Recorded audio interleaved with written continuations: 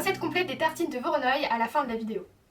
Mais avant, pour bien apprécier cette recette, il nous faut remonter en 1854 à Londres, dans le quartier de Broad Street. Je vous résume la situation. On est au nord-ouest de la Tamise, à côté de Piccadilly Circus et de Regent Street, la grande rue qui tourne.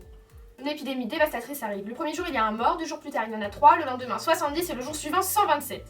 Les gens pensent que l'air était contaminé. On croit au miasme, comme une sorte de bulle d'air mortelle de mauvais augure. C'est alors qu'arrive le médecin John Snow qui essaye de comprendre. Il note sur le point du quartier, là où habitaient les morts.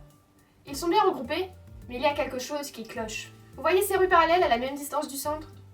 Une rue est remplie de morts, tandis que l'autre en est totalement dépourvue. Pourquoi? À l'époque, il n'y avait pas d'eau courante dans les immeubles, alors il fallait chercher l'eau à la fontaine la plus proche, car c'est lourd de porter des seaux d'eau. John Snow note alors sur sa carte les fontaines, et veut déterminer qui y va. Regardez ces 2 fontaines. En traçant la médiatrice, on sépare la ville en 2. D'un côté, ceux qui sont plus proches de la fontaine de gauche, de l'autre côté, ceux qui sont plus proches de la fontaine de droite. On recommence le processus avec toutes les autres paires de villes.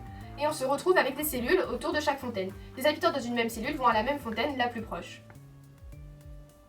On peut remarquer que toutes les cellules ont une propriété rigolote. Elles sont convexes, c'est-à-dire que si on lâche un élastique autour, il va prendre la forme du bord de la cellule. Cette cellule est convexe, tandis que cette forme polygonale ne l'est pas.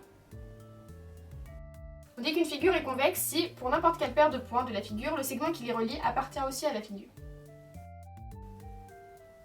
Et là, que remarquons-nous? Tous les morts allaient boire à la même fontaine, et les quartiers dépourvus de morts ont d'autres fontaines d'approvisionnement. Revenons à nos 2 rues parallèles.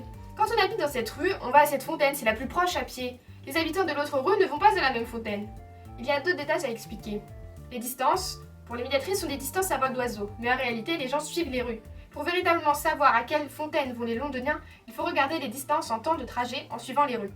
John Snow l'avait bien noté dans son livre. Non seulement il était précurseur des cellules qu'on appelle de Voronoi, mais aussi les distances à considérer. À Londres, les rues étaient sinueuses. Les habitants ici n'allaient pas à cette fontaine proche à vol d'oiseau.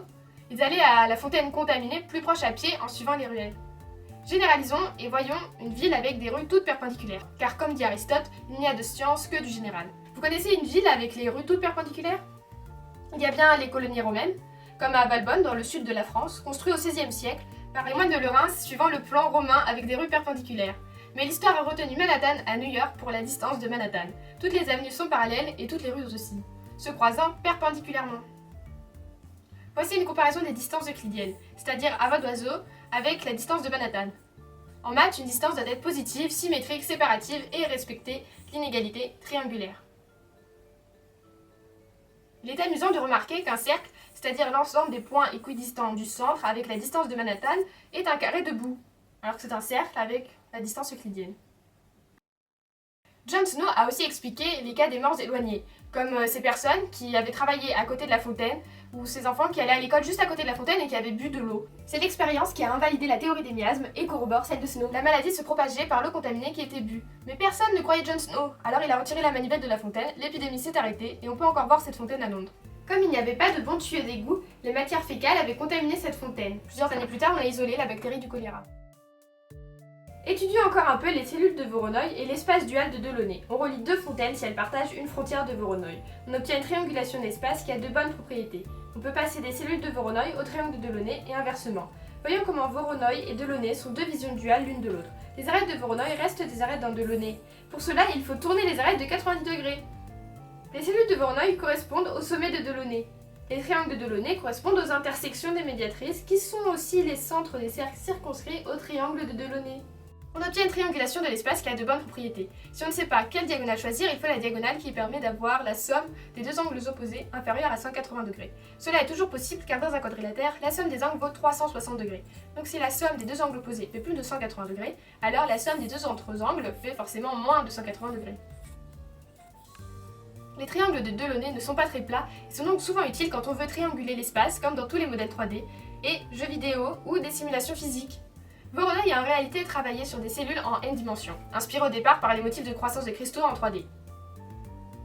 On retrouve souvent ces structures dans la nature, comme dans cette grotte, où la boue silicifiée s'est contractée et des structures de Voronoi apparaissent. Les motifs du pelage des girafes ont aussi les mêmes propriétés. Voronoi avait pour professeur Andrei Markov des chaînes de Markov à Saint-Pétersbourg. Georges Voronoi, lui, est né en Ukraine sur le territoire de l'Empire russe. Il a eu 2 élèves remarquables, Delaunay, qu'on a déjà évoqué, et Sierpinski, connu notamment pour son triangle fractal autosimilaire. En 1908, Voronoi publia un mémoire de 200 pages sans un dessin et mourut. Depuis, on a donné son nom à ces structures très théoriques qu'il a étudiées en une dimension. Pour finir, je vous laisse avec le reste de la recette des tartines de Voronoi. Préparation du pain rond avec de la levure pour gonfler. Les levures se sont réveillées et produisent du gaz. On peut rajouter du sel, du sucre et de l'huile et un peu de farine de blé qui contient du gluten et qui est donc élastique. On mélange bien, on pétrit la pâte et on obtient une pâte qui ne colle pas au bord. On laisse les levures travailler pendant 1 heure jusqu'à ce que la pâte double de volume. Ensuite, on prépare le topping avec de la farine de riz. Donc on peut mixer des grains de riz. Et on rajoute, comme tout à l'heure, de l'eau. Le riz qui ne contient pas de gluten ne sera pas élastique. Donc on mélange l'eau, la farine de riz, le sucre, le sel. Et 1 heure plus tard, on peut dresser le topping sur le pain. On peut étaler avec une cuillère ou ses doigts. Et après, on laisse encore un quart d'heure gonfler. Le topping commence à craquer et on va pouvoir enfourner.